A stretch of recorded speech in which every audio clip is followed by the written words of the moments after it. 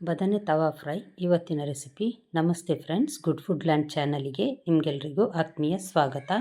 ಎಷ್ಟು ಚೆನ್ನಾಗಿ ಕಾಣ್ತಾ ಇದೆ ಅಲ್ಲ, ತಿನ್ನಲಿಕ್ಕೂ ಅಷ್ಟೇ ರುಚಿಯಾಗಿದೆ.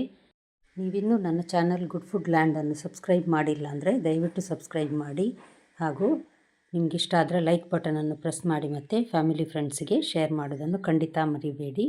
ಸರಿ, ಹೇಗೆ ಮಾಡೋದೆಂದು ನೋಡುವ. ಇದು ನೋಡಿ, ಹಸಿರು ಬದನೆ ಗುಂಡಾಗಿರ್ತದೆ ನೋಡಿ, ಅದು ಗುಳ್ಳ ಅಂತ ಸಹ ಹೇಳ್ತೇವೆ ನಾವು. ಇದನ್ನು ನಾನು ಸ್ವಲ್ಪ ದಪ್ಪ ಕಟ್ ಮಾಡಿ ಇಟ್ಟಿದ್ದೇನೆ. ತೆಳು ಕಟ್ ಮಾಡಿದರೆ ಅದು ಫ್ರೈ ಮಾಡುವಾಗ ಕೆಲವು ಸಲ ತುಂಡಾಗುವ ಚಾನ್ಸಸ್ ಇರ್ತದೆ, ಅದಕ್ಕೋಸ್ಕರ. ಈಗ ಒಂದು ಪ್ಯಾನಿಗೆ ನಾನಿಲ್ಲಿ ಒಂದು 2 ಟೇಬಲ್ ಸ್ಪೂನ್ನಷ್ಟು ಎಣ್ಣೆ ಹಾಕ್ತಾ ಇದ್ದೇನೆ. ಯಾವುದೇ ಎಣ್ಣೆ ಬಳಸಬಹುದು ನೋಡಿ. ಈ ರೀತಿ ಸ್ಪ್ರೆಡ್ ಮಾಡುವ. ಇದಕ್ಕೆ ಖಾರಕ್ಕೆ ಕೆಂಪು ಮೆಣಸು 1 ಟೀ ಸ್ಪೂನ್ನಷ್ಟು ಹಾಕಿದ್ದೇನೆ. ನೀವು ಖಾರ ನೋಡಿ ಹಾಕ್ಕೊಳ್ಬಹುದು. ಸ್ವಲ್ಪ ಅರಸಿನ ಮತ್ತು ಇದು Kashmiri red chilli powder 1 table spoon ಹಾಕಿದ್ದೇನೆ. ಒಳ್ಳೆ ಕೆಂಪು ಬಣ್ಣ ಚೆನ್ನಾಗಿ ಬರ್ತದೆ ಕಲರ್, ಅದಕ್ಕೋಸ್ಕರ. ಖಾರ ನಿಮಗೆ ಜಾಸ್ತಿ ಬೇಕನ್ನಿಸಿದ್ರೆ ಸ್ವಲ್ಪ ಜಾಸ್ತಿ ಹಾಕ್ಕೊಳ್ಬಹುದು, ಕಡಿಮೆ ಆದರೆ ಕಡಿಮೆ ಹಾಕ್ಕೊಳ್ಬಹುದು. ಇದು ಸರಿ ಆಗ್ತದೆ, ಅದಕ್ಕೋಸ್ಕರ ನಾನು ಇಷ್ಟೇ ಹಾಕಿದ್ದೇನೆ. ಇದನ್ನೊಂದು ಸಲ ಈ ರೀತಿ ನೋಡಿ ಮಿಕ್ಸ್ ಮಾಡುವ. ಮೆಲ್ಲ ಉರಿಯಲ್ಲೇ ಇದು ಫ್ರೈ ಮಾಡಬೇಕು.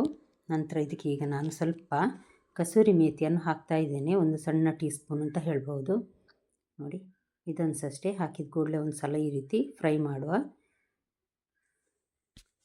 ಉಪ್ಪು ಹಾಕಿದ್ದೇನೆ ರುಚಿಗೆ ನೋಡಿ. ಸಣ್ಣ ಟೀ ಸ್ಪೂನಲ್ಲಿ 1 ಟೀ ಸ್ಪೂನ್ ಸಹ ಬೇಡ, ಉಪ್ಪು ಹಾಕಿದ್ದೇನೆ.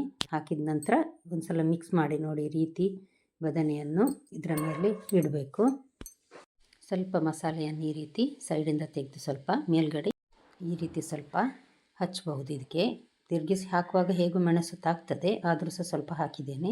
ಅಷ್ಟೇ ಅಲ್ಲ, ಇದು ಬೇಗ ಬೇಯ್ತದೆ, ತುಂಬ ಸಾಫ್ಟ್. ಒಂದು ಅರ್ಧ ಲಿಂಬೆ ರಸವನ್ನು ನಾನು ಇದಕ್ಕೆ ಹಾಕ್ತಾ ಇದ್ದೇನೆ. ಅರ್ಧ ಲಿಂಬೆ ರಸ ಸಾಕಾಗ್ತದೆ. ಅಷ್ಟೊತ್ತಿಗೆ ಇದು ನೋಡಿ ಚೆನ್ನಾಗಿ ಬೆಂದಿರ್ತದೆ.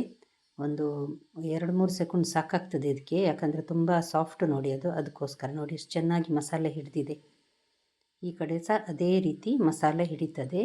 ಅಷ್ಟೇ ಅಲ್ಲ, ಇದೇ ಮಸಾಲೆಯಲ್ಲಿ ನಾನು ಉಳಿದ ಪೀಸ್ ಕೂಡ ಫ್ರೈ ಮಾಡಿ ತೆಗಿತಾ ಇದ್ದೇನೆ. ಮೇಲ್ಗಡೆ ಬೇಕಿದ್ದರೆ ಸ್ವಲ್ಪ ಕೊತ್ತಂಬರಿ ಸೊಪ್ಪು ಅಥವಾ ಕರಿಬೇವು ಹಾಕ್ಕೊಳ್ಬಹುದು, ಇನ್ನಷ್ಟು ಒಳ್ಳೆ ಪರಿಮಳ ಕೊಡ್ತದೆ ನೋಡಿ. ಇದೀಗ ಬೆಂದಿದೆ. ಇದನ್ನು ಇನ್ನೊಂದು ಸೈಡ್ ಸಹ ನಾನು ಮತ್ತೆ ತಿರುಗಿಸಿ ಹಾಕಿ ತೋರಿಸ್ತೇನೆ ನೋಡಿ. ಕಾಶ್ಮೀರಿ ರೆಡ್ ಚಿಲ್ಲಿ ಪೌಡರ್ ಹಾಕಿದ್ರಿಂದ ಬಣ್ಣ ಚೆನ್ನಾಗಿ ಬಂದಿದೆ ನೋಡಿ, ಚೆನ್ನಾಗಿ ಬೆಂದಿದೆ. ಅಷ್ಟೇ ಅಲ್ಲ, ಮಸಾಲೆ ಕೂಡ ಬದನೆಕಾಯಿಯ ಹೋಳಿಗೆ ಚೆನ್ನಾಗಿ ಹಿಡಿದಿದೆ ಕೂಡ, ಚೆನ್ನಾಗಿ ಫ್ರೈ ಆಯಿತು. ಇನ್ನೇನು ನಾನೀಗ ಪ್ಲೇಟಲ್ಲಿ ತೆಗಿತಾ ಇದ್ದೇನೆ. ಇದೇ ರೀತಿ ಉಳಿದ ಪೀಸ್ ಕೂಡ ನಾನು ಫ್ರೈ ಮಾಡಿದ್ದೇನೆ. ಖಂಡಿತ ನೀವೊಮ್ಮೆ ಟ್ರೈ ಮಾಡಿ ನೋಡಿ ಫ್ರೆಂಡ್ಸ್. ನಾಳೆ ಇನ್ನೊಂದು ಹೊಸ ರೆಸಿಪಿಯೊಂದಿಗೆ ನಿಮ್ಮನ್ನು ಮತ್ತೆ ಭೇಟಿ ಆಗ್ತೇನೆ. ನೋಡಿದ ಎಲ್ಲ ವೀಕ್ಷಕರಿಗೆ ಧನ್ಯವಾದ.